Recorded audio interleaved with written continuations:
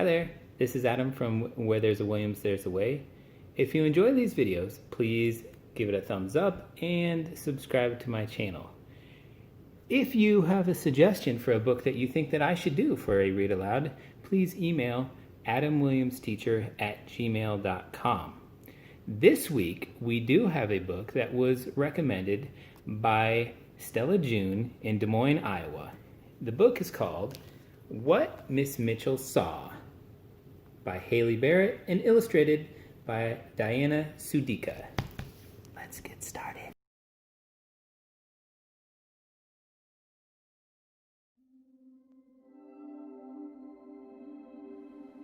On the first day of August, in a house tucked away in the fog-wrapped island of Nantucket, a baby girl was born.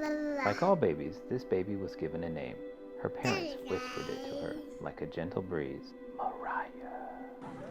At first, little Mariah knew only her mother and father, her older brother and sister, and the simple rooms of home.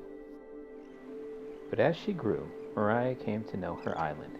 She rambled its gold-dappled dunes. She breathed the fragrance of its wild roses.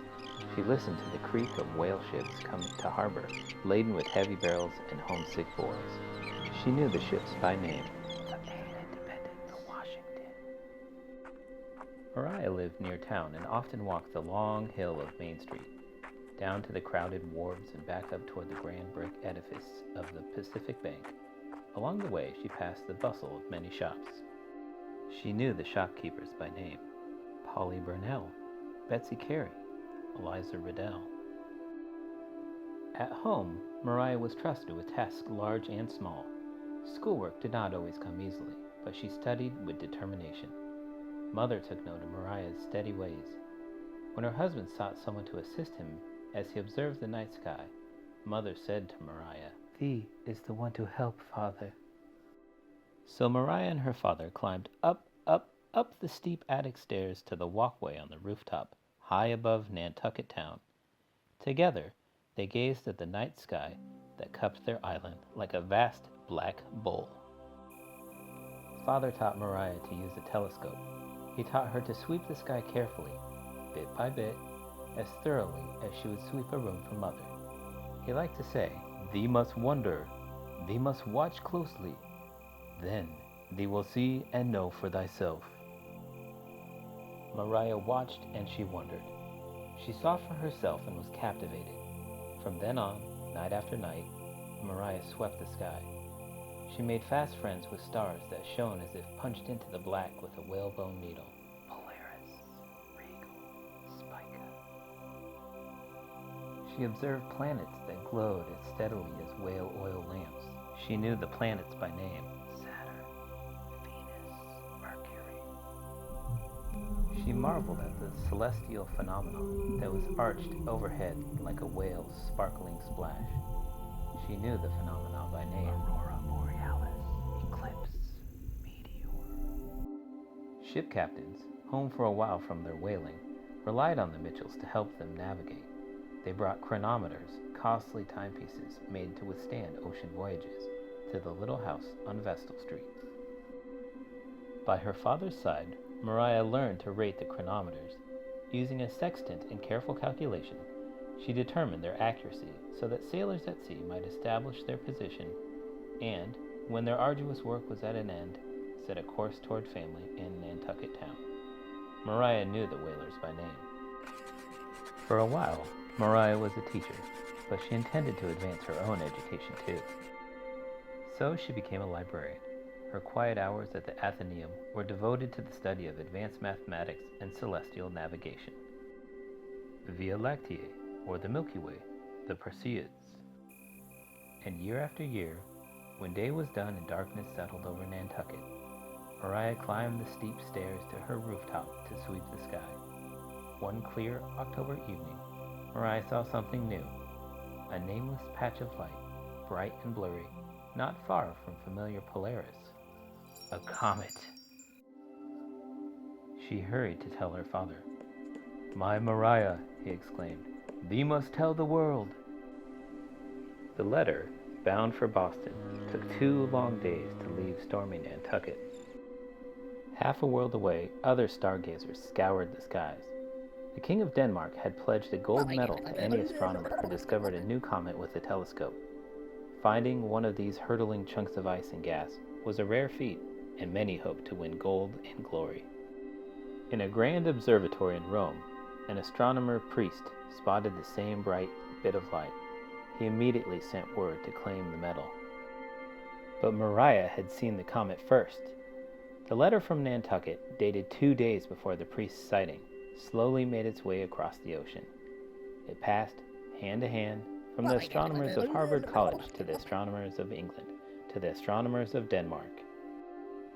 Mariah knew the Harvard astronomers by name. They were family friends. William and George Bond, Sir George Airy, Astronomer Royal of Britain, Professor Heinrich Schumacher of the Altoona Observatory. She had not met the others, but knew them by name as well. While these men of science considered the dilemma of who ought to rightfully claim the medal, Mariah swept the sky. While they scrutinized the letter from Nantucket, Mariah swept the sky. While they consulted the astronomer priest of Rome, Mariah swept the sky. At long last they concurred and affirmed Miss Mitchell's discovery, and so the heavy gold medal made its way across the ocean to Boston, to Nantucket, and to Mariah's steady hand. The King of Denmark sent it with his compliments. The medal was inscribed with the name her parents gave her, the name known to shopkeepers, to sea captains, to sailors, and to school children, Mariah Mitchell. And it bore the motto, "Not in vain do we watch the setting and the rising of the stars." Miss Mitchell saw a comet. The world saw her. Wow. It's amazing what Mariah Mitchell was able to accomplish more than 150 years ago. Finding a little tiny comet in the sky with just a telescope, it's amazing. It shows what you can accomplish if you really try hard and set your goals and you work hard for it. If you enjoyed this video, please remember to give it a thumbs up, subscribe to my channel, and also share it with someone that you think may enjoy it. If you really love this book and you want to read along with me, click the link below to get your own copy. Thanks, and we'll see you next time. The more we see, the more we're capable of seeing. Mariah Mitchell. A bit more about Mariah Mitchell, astronomer, educator, activist.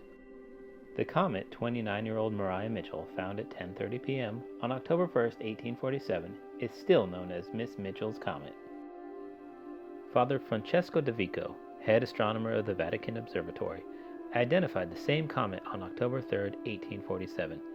3 other astronomers spotted the comet around the same time, but the scientific community agreed that Mariah Mitchell saw it first.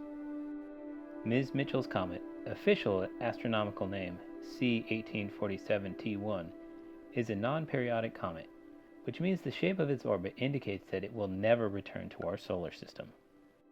Some comets can be seen with the naked eye, but many more can be located and observed with the help of telescopes. A telescopic comet, one otherwise too faint and far away to be seen, can thus be observed and documented, helping to advance cometary science. Mariah Mitchell was the first American astronomer to win the Danish medal, but she was not the first woman to discover a telescopic comet. German astronomer Caroline Herschel possesses that distinction. Mariah cared little for the international fame that accompanied her discovery. She attended to her work and kept the gold medal in her room. Mariah went on to a distinguished career. Here are some highlights. She was the first woman astronomer employed by the United States government. Beginning in 1849, she computed astronomical tables for the planet Venus for the Natural Almanac Office. She also made observations for the Coast Survey. She was the first professor hired at the newly founded Vassar Female College, now Vassar College, and she spent nearly the rest of her life teaching astronomy there. Many of her students went on to have notable careers, including Mary Watson Whitney, who became director of the Vassar Observatory after Professor Mitchell's retirement. Mariah Mitchell was a staunch advocate for equal pay and disputed with Vassar's administration about salary inequities between female and male professors. She was the first woman elected to the American Academy of Arts and Sciences. Mariah Mitchell co-founded the Association for the Advancement of Women. She acted as its president from 1874 until 1876. Mariah Mitchell was inducted into the National Women's Hall of Fame in 1994. She was active in efforts to further women's rights, especially the right to vote, and was a lifelong champion of education for women. She was also active in the anti-slavery movement. Like many 19th century Nantucketers, the Mitchells were Quakers, members of the Religious Society of Friends.